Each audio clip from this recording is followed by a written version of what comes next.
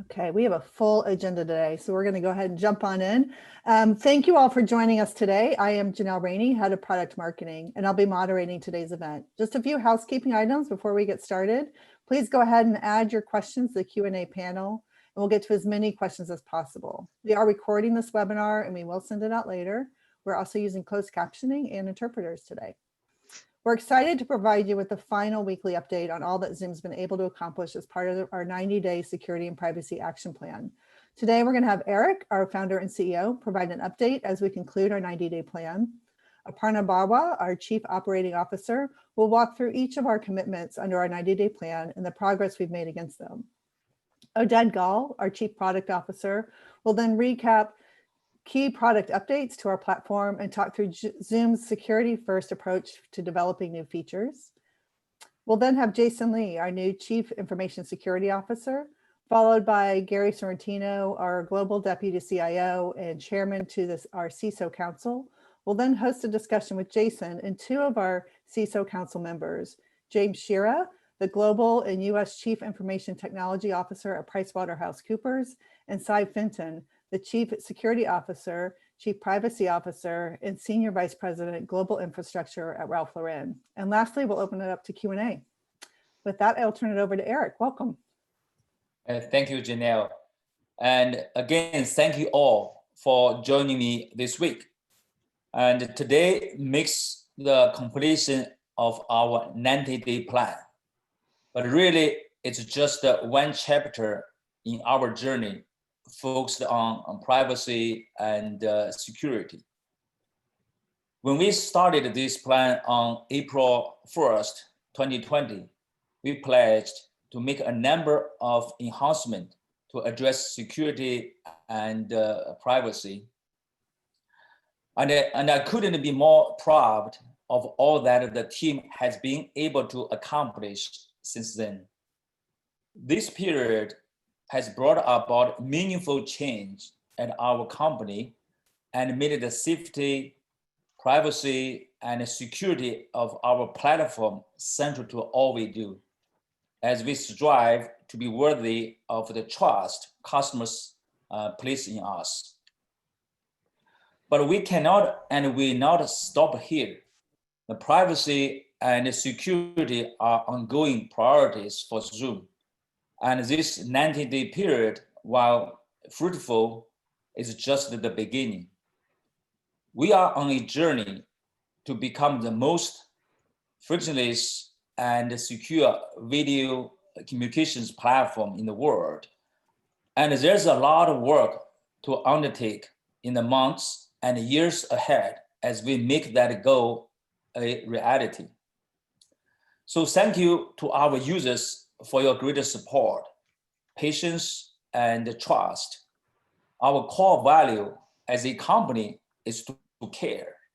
And we hope we have shown that through our actions over these past 90 days, and we will continue to show it through future actions. And I also want to thank all of the Zoomies who have been with us through this journey and exemplified that commitment in such an incredible way, as well as those who have recently joined us, including our new employees from Keybase, who are helping us to build our end-to-end encryption offering. Also, Jason Lee, our new Chief Information Security Officer, Velchami Sangalingram, our new President of Product and Engineering, Damien Hooper Campbell, our new Chief Diversity Officer, and Josh Comer, our Head of Global Public Policy and Government Relations, and Lieutenant General H.R. McMaster, who joined our board of directors. I also want to thank all of the third-party experts who have helped us on this journey. Your hard work and support and feedback have helped us navigate this period successfully. These experts include our CISO Advisory Council, Lee Kistner, Alex Stambos, Luta Security, Bishop Fox, Trail of Bates, NCC Group, Praetorian, CrowdStrike, Center for Democracy and Technology, and also a number of privacy, safety, and inclusion organizations. We could not have accomplished all that we have without you all. So thank you so much. And also a special thanks to all of the webinar participants. And thank you for joining our webinars today and every week. And thank you for holding us accountable with all of your terrific questions. With that, I'll now turn it over to Aparna, our Chief Operating Officer. Aparna. Thank you, Eric. As Eric noted, today marks the conclusion of our 90-day plan, which included 7 commitments we made to our users back on April 1st. I want to take a moment to walk you through each of these commitments, as well as the actions we have taken to execute against them. First, we committed to a feature freeze and shifted all of our engineering resources to focus on our biggest trust, safety, and privacy issues. During our 90-day freeze, we released over 100 new updates to enhance our users' privacy and security. For example, we launched Zoom 5.0, which included a number of features focused on enhancing privacy and security, and supports AES 256-bit GCM encryption, one of the most secure encryption standards used today. Second, we committed to a comprehensive review with third-party experts and representative users to understand and ensure the security and privacy of all of our new use cases. As a result, we have worked with a group of third-party experts, as Eric mentioned, to review and make enhancements to our products, practices, and policies, including our CISO Advisory Council, Leah Kistner, Alex Stamos, Luda Security, Bishop Fox, Trail of Bits, NCC Group, Praetorian, CrowdStrike, the Center of Democracy and Technology, and other organizations in the privacy, safety, and inclusion spaces. Their contributions have been remarkable, and we are so grateful for their guidance and support. Third, we committed to preparing a transparency report that details information related to requests for data, records, or content.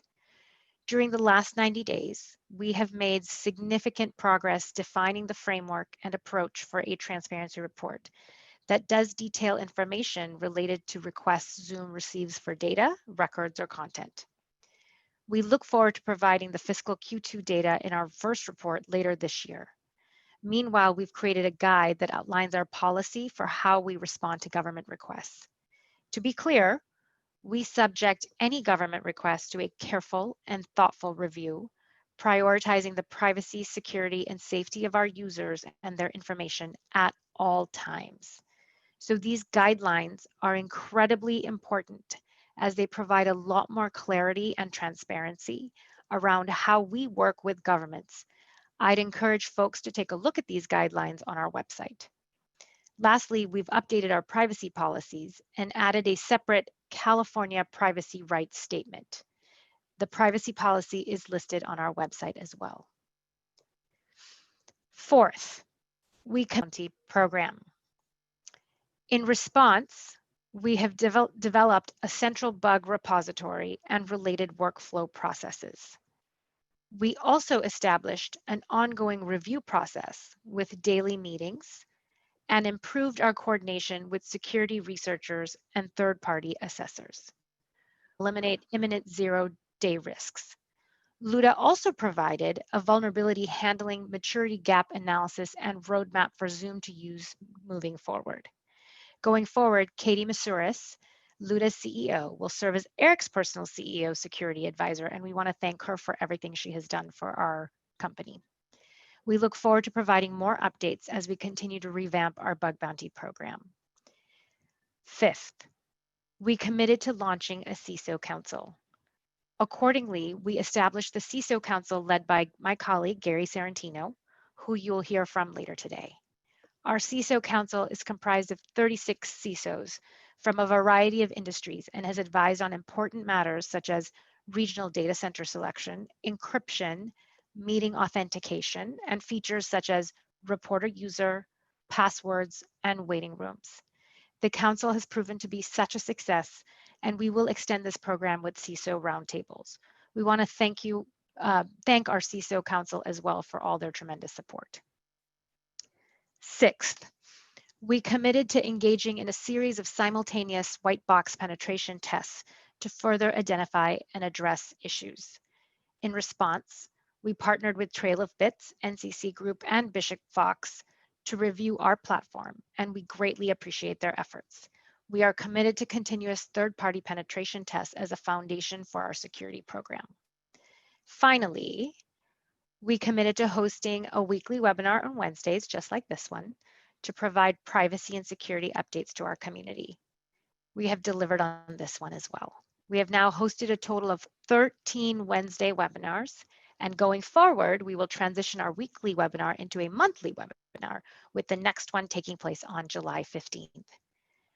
I recognize that's quite a list. It's a lot for me to say out loud as well. And I want to take this opportunity to thank the Zoom team for their tremendous efforts in making each one of these things happen. I also want to reiterate what Eric said. These 7 commitments are a strong start, but it's really just the beginning. Our work on privacy and security is never done. It's never going to be done. And we look forward to continuing to update all of you on our continued progress as we go. Let me hand it over to Oded.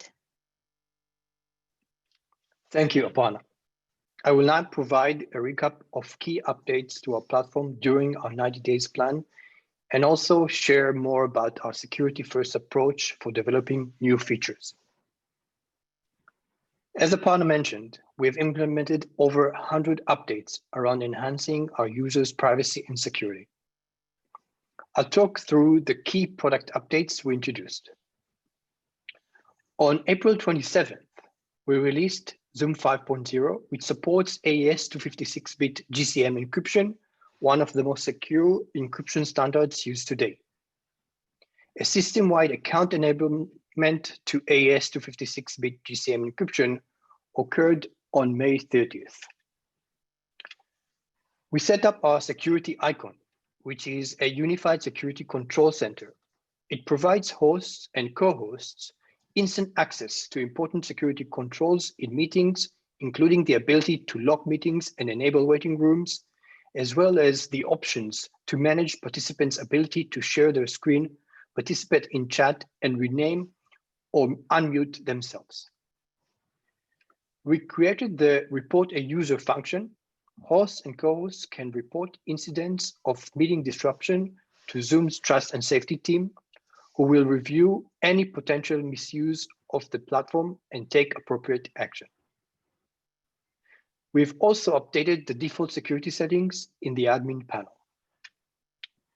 To give hosts more control over their data, we implemented data routing options on April 18th to customers on paid accounts. This allows them to customize their data center settings with respect to real-time meeting traffic for Zoom meetings and Zoom video webinars. Admin and account owners of licensed accounts can, at the account group or user level, opt out or opt in specific data centers regions with respect to data in transit.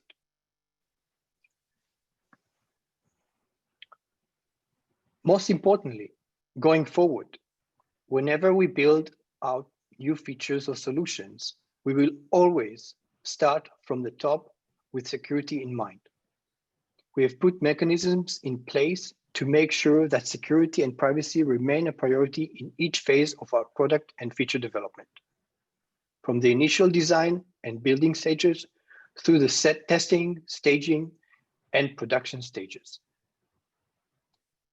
And throughout the effort, we will be soliciting continuous feedback to ensure that we are securely developing new features. With that, I'll turn it over to Jason, our new Chief Information Security Officer. Thank you, Adad. It's an honor to be here. I am thrilled to join the Zoom team as its new CISO. I'll share a little bit of background on myself. I have 20 years of experience in technology with a specialization in information security and operating mission critical services. I most recently served as the Senior Vice President of Security Operations at Salesforce. And prior to that, I was Principal Director of Security Engineering for the Windows and Devices Division at Microsoft. I will bring my knowledge of securing Xbox Live, Windows Update Services, and Salesforce to Zoom. In fact, I ran the cross-company cryptography team at Microsoft for several years. So I have a lot of relevant knowledge to bring to Zoom. I'm very excited about that. I'm incredibly excited to work with this talented team at Zoom. The recent progress on the security front has been very impressive, and I am excited for the future. Now I'll turn it over to Gary, who will provide an update on our CISO Council. Thank you so much, Jason, and welcome. So as you know, Zoom officially launched the CISO Council in April, and it was a key initiative under the company's 90-day plan to bolster privacy and security across the platform. The expectations of our CISO Council are outlined as follows: to serve as voice of the client, as Zoom continues to experience new cases as it opens itself up to new and different types of users, particularly during the pandemic. These CISO Council members bring us fresh thinking and provide us with insights into how the security of the product will need to function and which controls are required by the various different types of organizations. They also provided us guidance and advice, both on security and privacy. And we expect them to help us with prioritization of new security features and enhancements. Our council is composed of some of the most well-respected CISOs in the world. Their collaboration on this council has been an effective way for Zoom to ensure it's implementing security and privacy best practices across the various industries. And our council members will be joining us on upcoming webinars, and I'm so happy to have two of them with us today. Since the council was formed in early April, we've had 4 very productive meetings. We thought it would be helpful to bring a couple of CISO Council members to provide some context on our mandate and meetings. I'd also like to have the opportunity for Jason, please stay with us and join us for the panel. With that, let me welcome James Shira and Cy Fenton. Hi guys, how are you? Hey Gary, glad to be here. Thanks for having me. Good, Gary. Great to be here. So James is the Global and US Chief Information Tech Officer at PricewaterhouseCoopers, and Cy is the Chief Security Officer, Chief Privacy Officer, and Senior Vice President, Global Infrastructure at Ralph Lauren. Great title, Cy. So listen, I want to start with Jason since he was just up and he's new. And Jason, I have to ask you the same question, ironically, that I got asked. Ready? Why Zoom? Thanks, Gary. I mean, what an incredible opportunity to work at such a fast growing company that is household name. I mean, there isn't many opportunities to be able to do that. I wanted to be part of this incredible company and its journey. I've met with the leadership team and the board, and all I can say is that the whole team is just phenomenal. As the CISO, I have the opportunity to continue the mission critical journey for Zoom. I mean, what an incredible opportunity. How could I not possibly come to Zoom? Great. Well, it's a pleasure to have you. Thank you so much. And I think you're going to be a great asset to our CISO Council also. Thank you. Okay, so guys, Cy and James, let's start with Cy. Maybe let's start with you. So why did you choose to join the Zoom CISO Council? You know, it was an easy decision, but really Zoom has become such a core and important piece of our toolkit for serving our end users. We've moved from, you know, sort of pre-COVID using Zoom as a conferencing tool to using it every day, multiple times a day, almost every meeting that we have, right? So Zoom's a super important vendor of ours, and just the opportunity to be able to provide input and get some additional knowledge about the roadmap was a really key opportunity. I think also, and I'll sort of say it in the same way that Jason did, that the diversity and talent in the CISO Council, with all of those different businesses and ways of working and the ways that they're using the tool, was a real attraction to just sort of learn and understand from them. And then that same opportunity to be able to interact with the incredible team at Zoom, which, you know, just fantastic top end people across every discipline. And then for me, wanting to understand better how Zoom was handling the growing pains, to be honest, you know, and all of the controversy that was coming up among Zoom was filtering down into our user base, and I wanted to be able to have a good response for my users. Great. Well, we do appreciate all your input. So James, what's your experience been like on the CISO Council? Well, first, let me just say, Jason, congratulations. Look forward to working with you. And Eric and team, thanks for having me. I think it's been a very positive experience, Gary. I think the unique aspect of it has been that everyone there has, I mean, look, CISOs can be a tough crowd. I think it's fair to say. So we've chewed on some tough issues in that kind of typical CISO way. And I think the way that it's been responded to by Zoom has borderline on unprecedented. It's been very positive and constructive.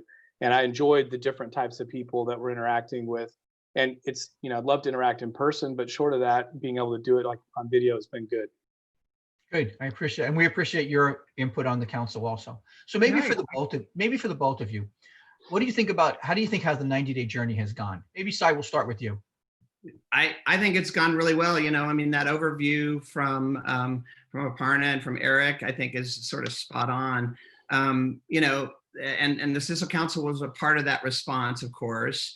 If you look at the full scope over the 90 days, so many amazing things have been accomplished, you know, and I think our experience on the CISO Council and walking through it has really mirrored the 90-day journey that you see laid out here. Started out a little slow. There might have been a misstep here or there.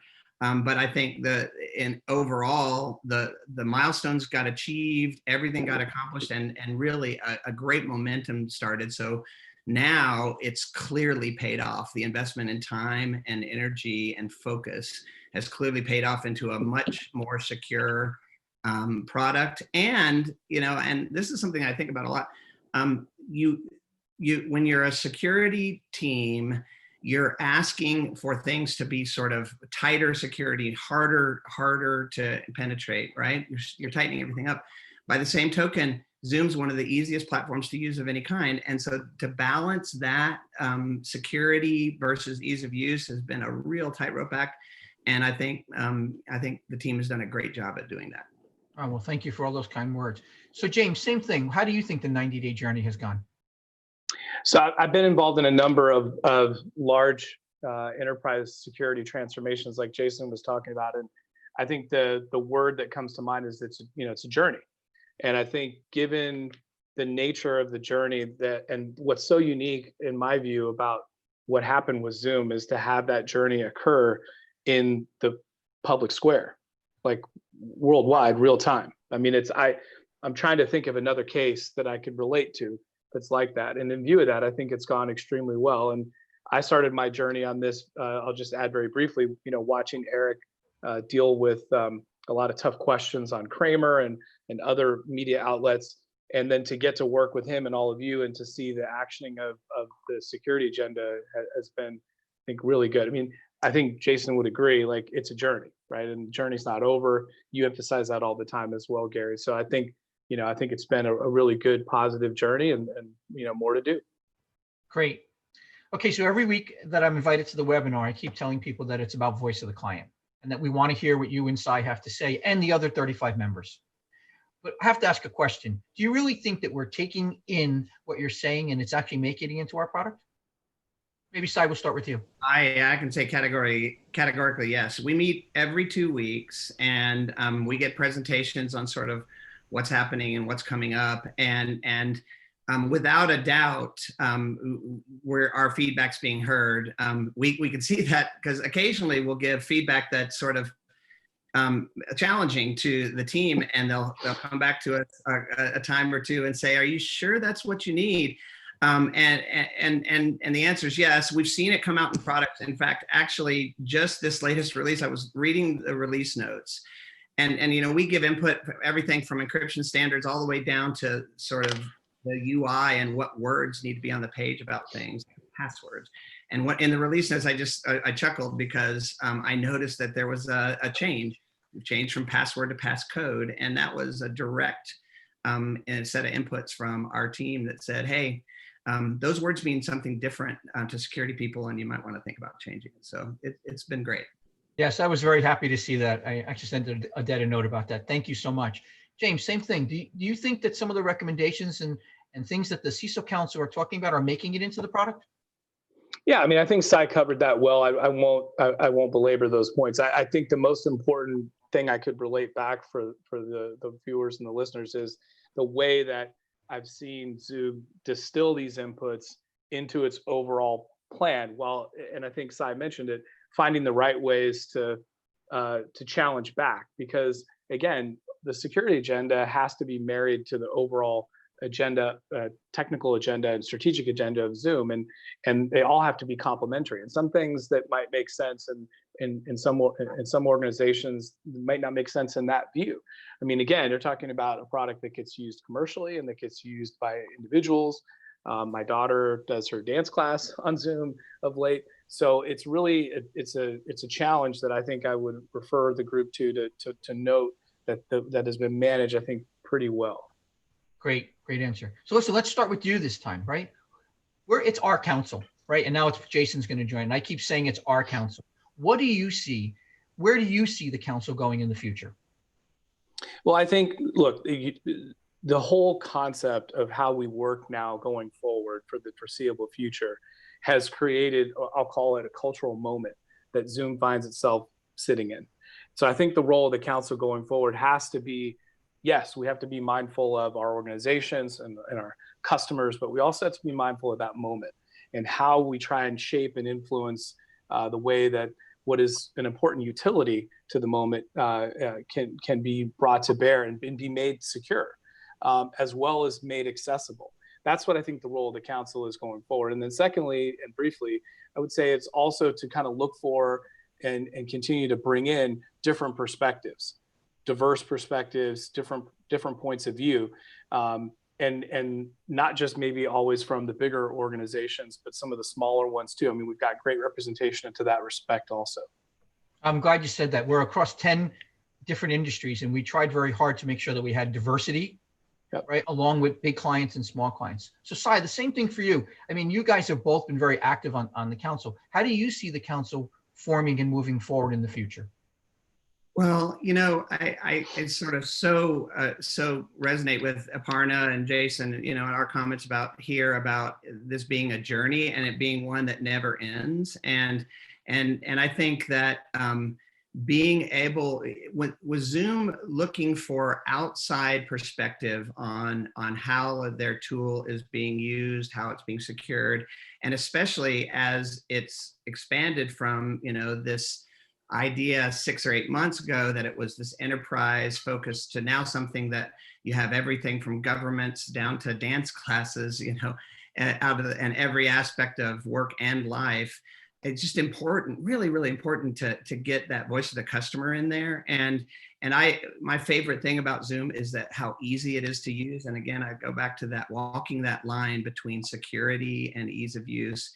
And I think what I've seen from the council is your ears really are perking up when we start talking about that, because it's really, really important to Zoom as well. And so being a representative of that outside view is something I'm looking forward to helping Zoom with and walking on that journey through the future.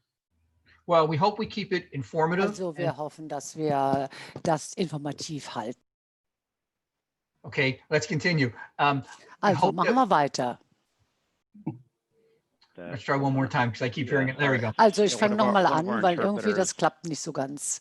Let me find that person. Sorry. Other people are hearing this too, right? Können Sie uns hören? There we go. Sorry about that. That's okay. Are we set? Also, kannst du. Oops. One more time for the interpreters. I think we might have lost one. So there we go. Okay, thank you so very much. Also, vielen Dank. We're ready, Raul? Let me actually Also, fix that real quick. Edith, I think you are not muted, so let me fix that real quick. Sorry about that, folks. Let me mute her. Hold on one second.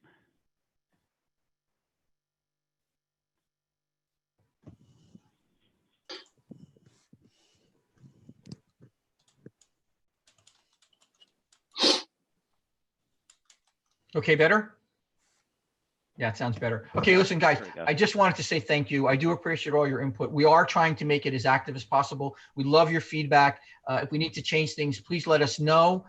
Jason, don't go away yet. Still one more question for you. You got to round this up. You're not getting just one. Okay? So Jason, think forward, way forward, your first 90 days. What do you see? Well, personally, it's day 3 on the job, and I'm really in a learner's mindset. I'm digging into every aspect of security and privacy across Zoom. For the company, there's really 3 things that I want to talk about. As Eric and Aparna said, security and the privacy push is not over. This is just the beginning. I'm going to be working hard to continually raise the bar on security. This is a journey, and this is something that I commit to keep pushing on. Second, we'll continue to be open and transparent about our security and privacy journey. We have the CISO councils. There's a number of forums that we'll use, and this is very important to us. And last but not least, we'll be listening to all of our customers.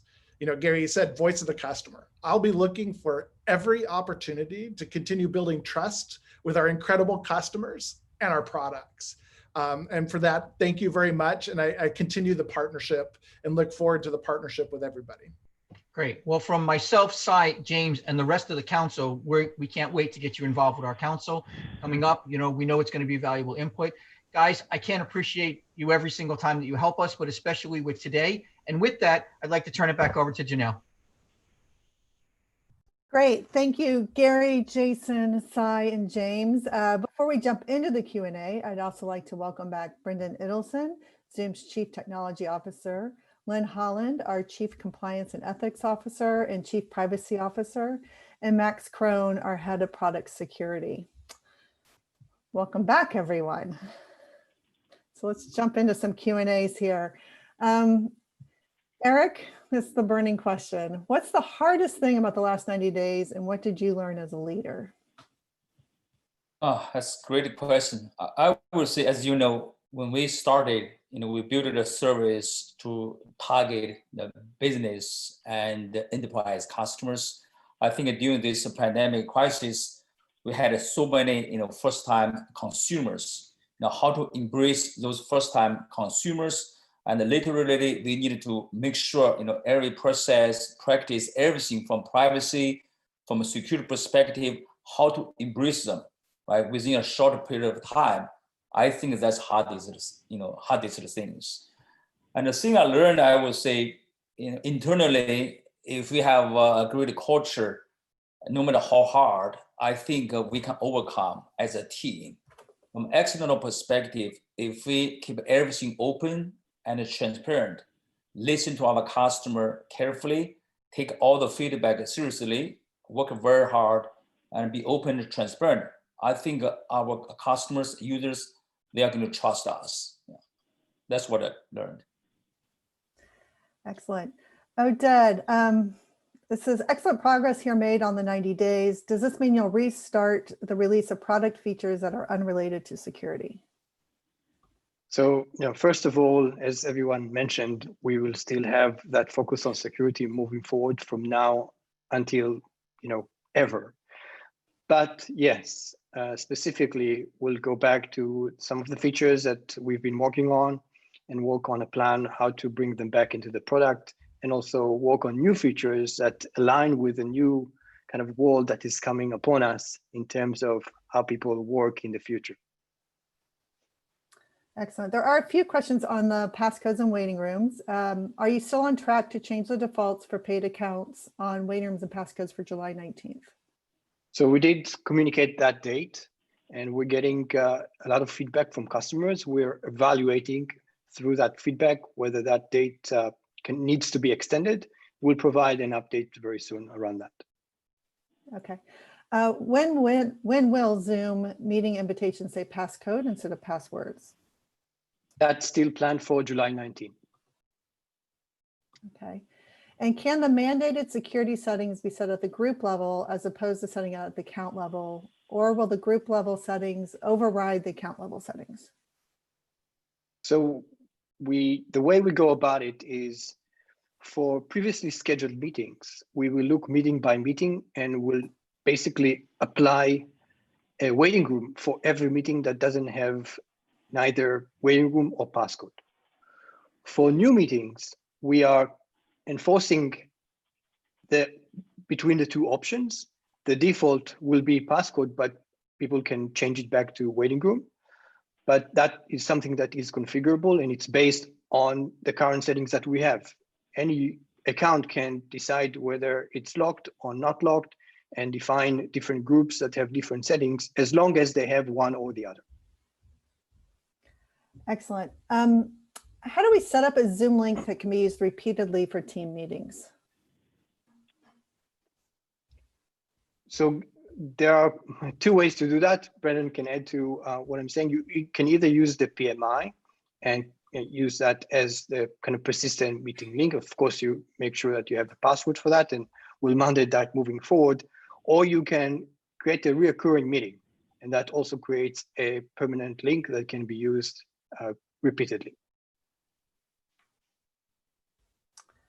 Great. So we have a lot of CISOs here, so I'm not sure who to direct these questions at.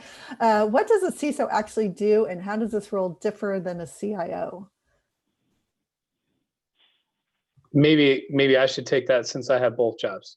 I think the biggest difference in my view is, in a CISO world, you get the privilege of focusing really on a secure outcome and a privacy agenda for a business. In the CIO world, sometimes, especially things like cost become and business prioritization become much more acute, and I think that's a significant difference. They can be complementary, but then it depends, in my experience, obviously on the organization, how complementary they can be. Excellent. Yeah, I was going to say I'll build on that a little bit. As a CISO, my goal and my accountability is to partner on the product roadmap and really instill that security DNA into our products. And then same thing from an internal focus on our corporate IT environment is also to ensure that we have all the right security controls in place. So it's really that, as James said, that focus in on that security prioritization across the company. Okay, here's another great CISO question. I think a lot of you could probably all chime in on this one. As a CISO, what advice do you have for educating end users on best security practices?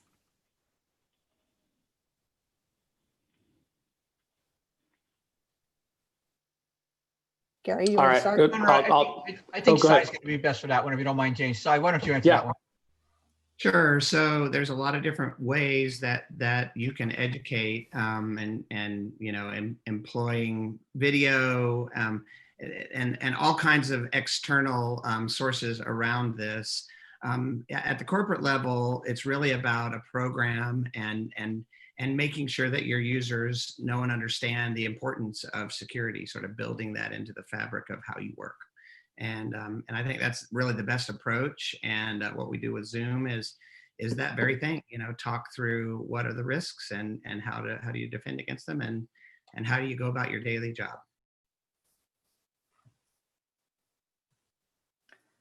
Excellent. Arpana, can you talk more about the government guidelines document and why Zoom chose to publish it?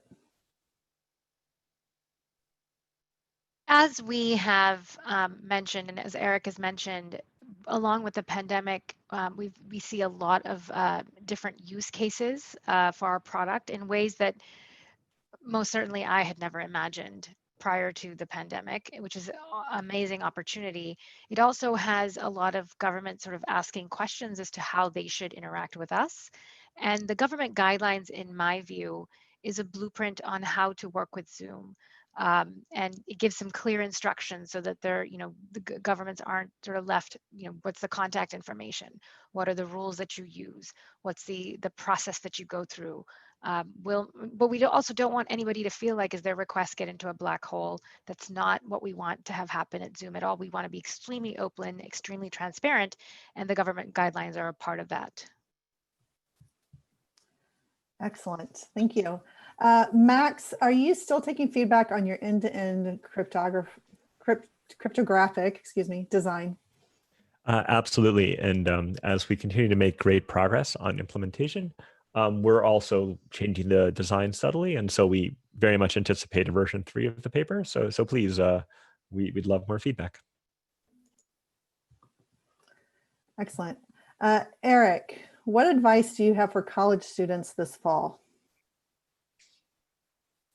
I would say, in the fall season, I do not know if it's a hybrid or maybe every, students go back to campus or keep learning online. I would say, hey, be ready to adapt, right, to the new environment, be flexible, right? That's really important.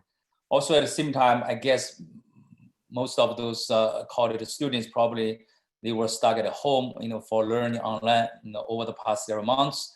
And in addition to focusing on the physical health, but also, make sure, pay attention to the mental health as well.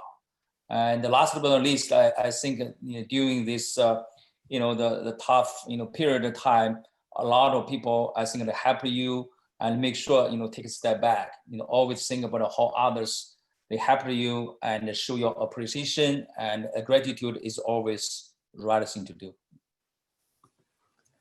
Great. And Rafa has sent in a question for Eric. Can you speak to the evolution of your leadership style from being VP of engineering at Cisco to founder of a tech startup and finally CEO of a public company as prominent as Zoom has been in these past few months? So really talking about your leadership style and how that's evolved.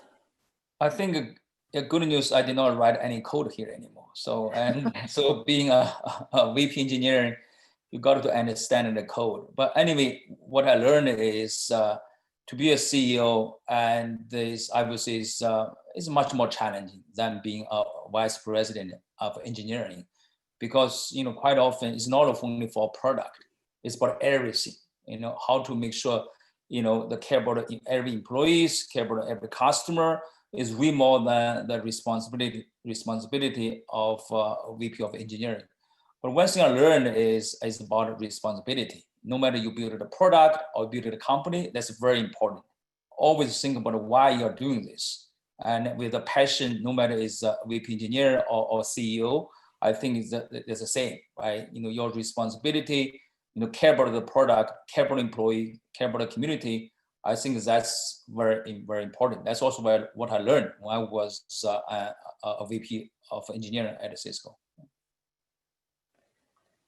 Excellent. Brendan or Adad, can you explain the SIP room connector add-on? Do you have any information on the details of how this can be accessed for my tech team?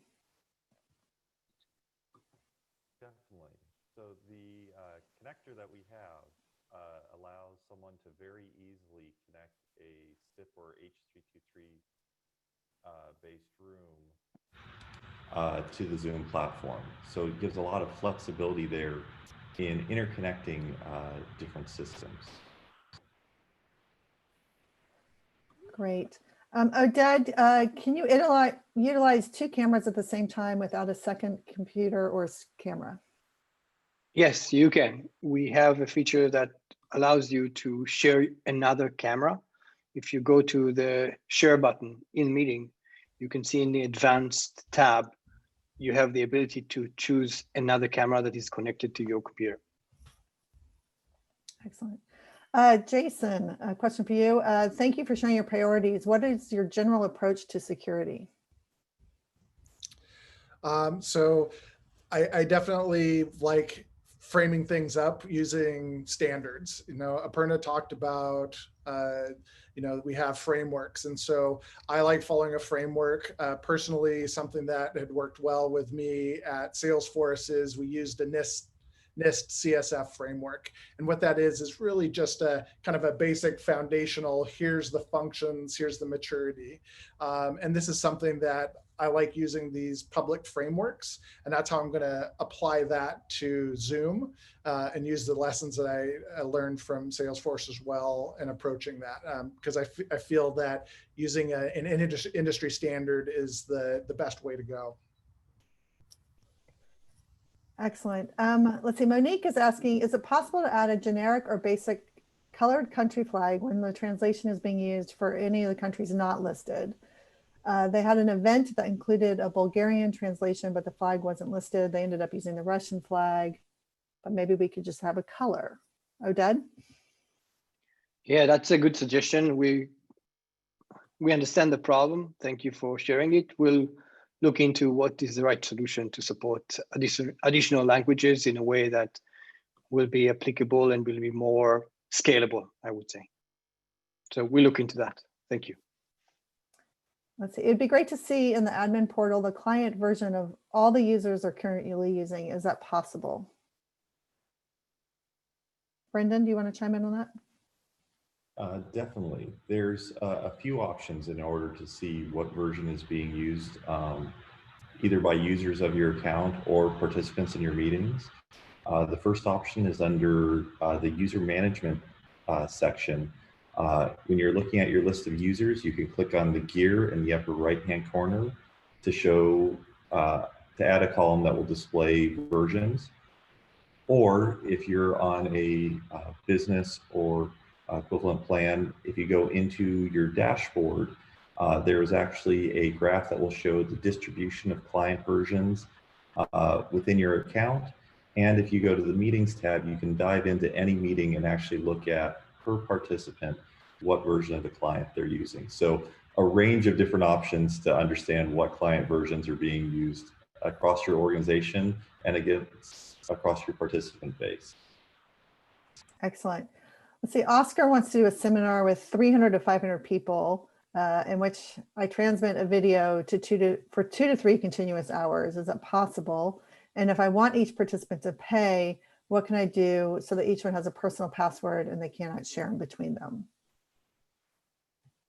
So certainly you can do a seminar with 300 to 500 people. We would recommend that you're doing that on the webinar platform, just because that would be a more secure way to do that.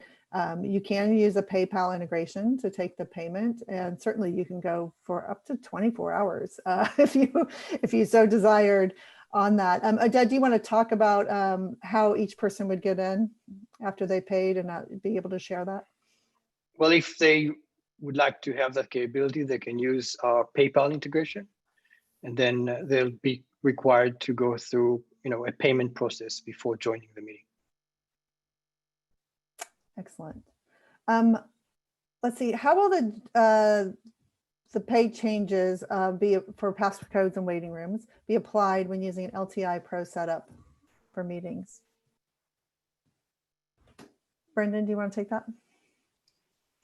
Happy to take that one. We're looking at the LTI Pro integration, but the power of the platform is we can pull in those settings that are set at that account group or user level. So when integrations are scheduling, it can use those same settings, or those integrations can build their own methods. So at the end of the day, that integration will continue to operate, so you have that great experience after the release. They're in the middle of July. Excellent. And for people who are asking, LTI is a integration that a lot of schools may use for their LMS systems, such as Moodle, Blackboard, Canvas, Desire to Learn. And we'd also just like to do a little plug of Summer Academy. Will be coming in July. So a lot more details on how to use our different integrations, how to use our product if you are in that education segment. So be on the lookout for that. Once a meeting is scheduled and invitations have been sent, is there a way to edit the meeting settings, or do I need to delete it and reschedule it? Oded? So if you use our calendar integration to schedule a meeting, you have settings on the calendar settings plugin, and you can change that and the meeting settings will change. Specifically, when we are making the changes of adding password, enforcing the passwords for meetings that don't have, our recommendation for those specific use cases to delete the invitation, reschedule, and send the new link again for those specific meetings. Great. Eric, somebody's looking for an app in the app marketplace for an integration, but they don't see it. How do we get our favorite company listed in your app marketplace? Yeah, so yeah, again, we do have a marketplace, and send us an email. Send it either to Janelle, send to you, or go to our marketplace website. We have an email alias, send it to us, and we are going to take care of that. Yeah. Yeah, absolutely. Also encourage that vendor to reach out, let them know about our app marketplace and how you'd like how you'd like that product to work with Zoom. Eric, this is a great question. The world has changed so much in the last few months. What will you tell your grandchildren about the spring of 2020? My kids are still the teenagers. I never thought about the grandchildren question. Anyway, I would say, yes, spring of 2020 is not easy, right? It's not only do we all work from home because of COVID-19, but also on business front. And we got to make a change, right? Quickly within a shorter period of time, embrace so many changes, and it's not easy. But we are so proud of every Zoom employees, and myself included. We all work very, very hard and listen to our customers. We try all we can. We did not let our customers, our end users down. Maybe a short answer would be, hey, I would tell my children, maybe grandchildren, we can play back our weekly webinar. They might enjoy that too. And so again, we try to do all we can, don't let anyone down. So. Janelle, may I just jump in and add something there if possible? Absolutely. Lest anybody think that we only talk about culture and transparency on Wednesdays or just this spring. If I may, I just want to emphasize the point that, and not to put words in Eric's mouth, but he talks about caring for the customer, for the employees, for the product all the time. And I just want to mention, he opened with it and talked about how important culture is. The culture of Zoom really is about transparency and listening to the customers, listening to our employees, taking that feedback and really driving continuously for improvement. So I just want to emphasize how important that culture is and how grateful we are for that, Eric. And it's been, hopefully something that the customers and our employees see, all of our new use cases see, beyond spring 2020, as we've been saying. Thank you, Lee. Yeah, I will pull it back twice for my grandchildren. Excellent. Thank you, Lynn, and thank you, Eric. Let's see, one more question for our CISO guest. As more applications move to cloud-based services, what's the best way to evaluate vendors and hold them accountable for cybersecurity? James, would you like to start on that one? Sure. I was going to volunteer that one to Sai, but I'll take it. I'll start and he can help me out. Look, there isn't a single best way to review vendors, in my opinion. I think I tell you what I rely on is kind of three primary principles. One is innovation, and I look at the innovation of the specific vendor in the present tense and historically. How do they embrace change? Because security relates to change intrinsically. Secondly, I look at the leadership team of the organization, and I try and normally in our industry, you can find traceability back to previous roles and things they've done. And I look at the quality of the leadership team. And then third, I look to other CISOs and I ask questions like we often are known to do. Have you had experience with this organization, and what's the primary issue you're trying to solve for? And maybe Sai, flip it to you with that. Yeah, I love that. I think I'd add transparency. If the vendor is fully transparent about their issues, their challenges, and how they're working through the defense issues, I think that's super important. And I would tie back to what you said, James. I really feel like security is a team sport, and we can't defend appropriately without us all being in it together. So, from the one aspect of using our community of peers And then also just being in partnership with our vendors, those important vendors, to build out defenses that can adequately protect our users' privacy and information. And I think that whole idea of the community is a part of what CISO Council is about, and that's a great step forward. That's excellent. I love that you talked about being a team sport in the community. Lynn, I know you've talked a lot about that over the series of these webinars as well, of just the importance of the community, really keeping us all accountable. Oded, did you want to add to that? It looked like you unmuted. That's quite all right. Let's see. I think we have time for one more question here. This is from Megan for Eric. How do you plan to stay on top of the virtual space when the world goes back to normal, if that's even possible? And I think that if it's even possible, is maybe what's the next normal on that? I think it boils down to again our focus on our culture and the value, right? Truly, deliver happiness to our users and care about the community, customer, and do all we can, right? Balance the ease of use and also privacy, security is ongoing effort, and we are not going to stop here and do all we can. Listen to our community, to our CISO council, to our customer carefully, keep working as hard as we can. And as long as we think about everything from a customer perspective, I think we'll be okay. Again, we might make some mistakes, but we do all we can. Try to not make many mistakes, and got to be paranoid and keep working hard, and don't let our customer down.